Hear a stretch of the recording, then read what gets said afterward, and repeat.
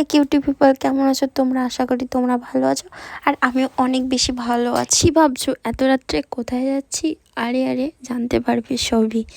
আমি একা নয় কিন্তু, আমরা প্রায় 25 জন মতন, মানে ছোট বড় মিলে যাচ্ছিলাম। ঠিক আছে, পাশের গ্রামে বিয়ে বাড়ি। আরে না না, বিয়ে বাড়ি নয় এটা, জানতে পারবে।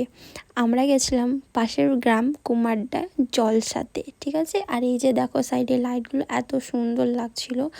আর এই যে মানে রাস্তাটা, যদি কুমারডার কোনো মেম্বার বা কেউ দেখে থাকেন তো অবশ্যই রাস্তাটা একটু ঠিক করবেন প্লিজ।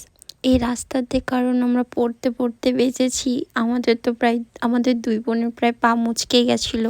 আর এই যে সামনে এই বাসটাকে কেন সামনে ফেলে রেখেছিল কেন জানি না, মনে হয় আমাদেরকে ঢুকতে দেবে না বলেই মনে হয় এরকমভাবে ফেলে রেখেছিল।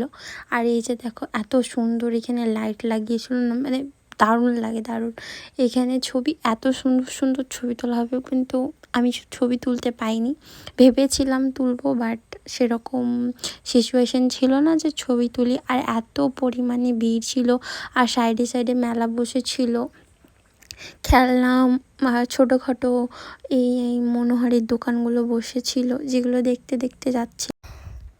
আর এই যে দেখো মসজিদটাকে এত বেশি সুন্দর লাগছিল সামনে থেকে। আর এই যে আমরা চলে এসেছিলাম জলসা যেখানে হচ্ছিল, এখানে অনেক ভিড় ছিল, মানে বসার জায়গা ছিল, বাট বৃষ্টি পড়ছিল বলে ওখানে বসিনি, দাঁড়িয়ে দাঁড়িয়ে দেখছিলাম, মানে শুনছিলাম।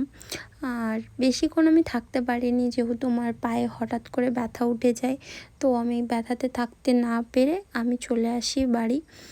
বাড়ি আসার আগে এখানে কালু নানার কাছে আমি খেয়ে নিলাম ফুচকা, ফুচকা খেয়ে চলে গেলাম বাড়ি। টাটা।